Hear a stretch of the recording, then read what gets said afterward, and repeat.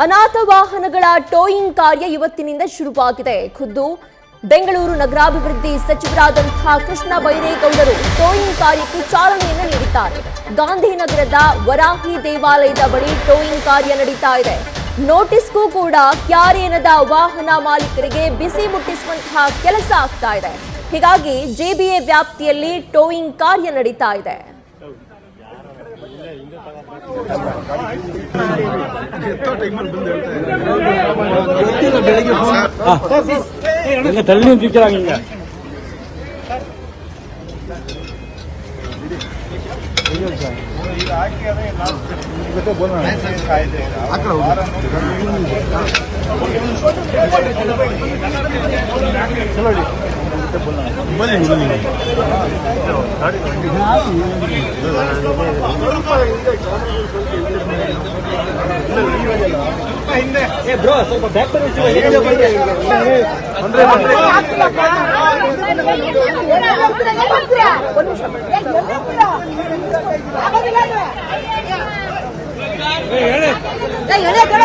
ಹೇಳೋನ್ಗೆ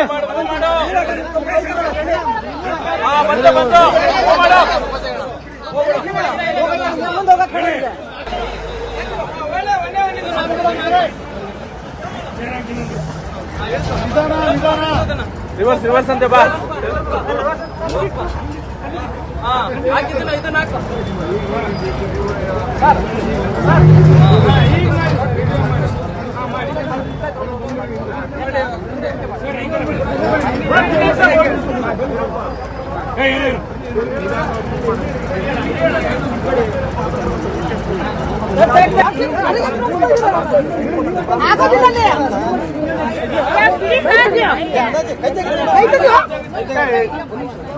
ಕೈ ಬಿಡೋದು ಕೈ ಹಿಡ್ಕೊಂಡು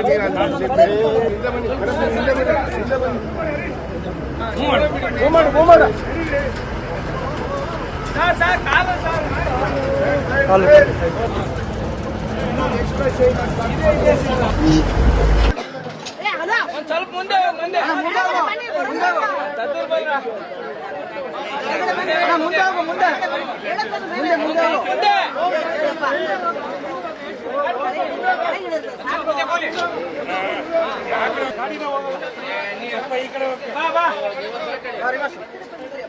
ಇನ್ನೂ ಸ್ವಲ್ಪ ಹಿಂದೆ ಬಂದ್ರೆ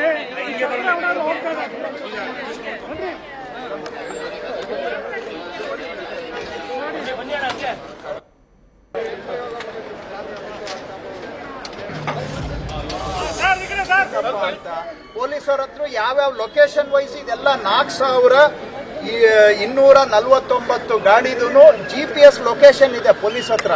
ಸೊ ಎಲ್ಲಿ ಕಳ್ತನ ಆಗಿದೆ ಅಂತ ಅವರು ಕ್ರಾಸ್ ಚೆಕ್ ಮಾಡ್ಕೊಳ್ತಾರೆ.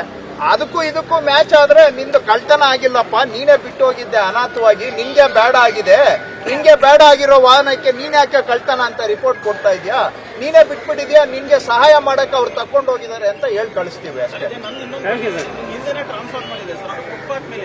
ಈ ತರದ್ದು ತುಂಬಾ ಇದೆ ಸರ್ ಜೆಬಿಎ ವ್ಯಾಪ್ತಿಯಲ್ಲಿ. ನಿಜ, ಸುಮಾರು ಕಡೆ ಕೆಲವು ಸಾರ್ವಜನಿಕ ಆಸ್ತಿಗಳು ಕೂಡ ಫುಟ್ಪಾತ್ ಮೇಲೆ ಇದಾವೆ. ಕೆಲವು ಕಡೆ ಟ್ರಾನ್ಸ್ಫಾರ್ಮರ್ಸ್ ಇದೆ, ಕೆಲವು ಕಡೆ ಟಾಯ್ಲೆಟ್ಸ್ ಇದೆ. ಈ ರೀತಿಯಾಗಿ ಬಸ್ ಸ್ಟಾಪ್ಗಳು ಬೇಕು.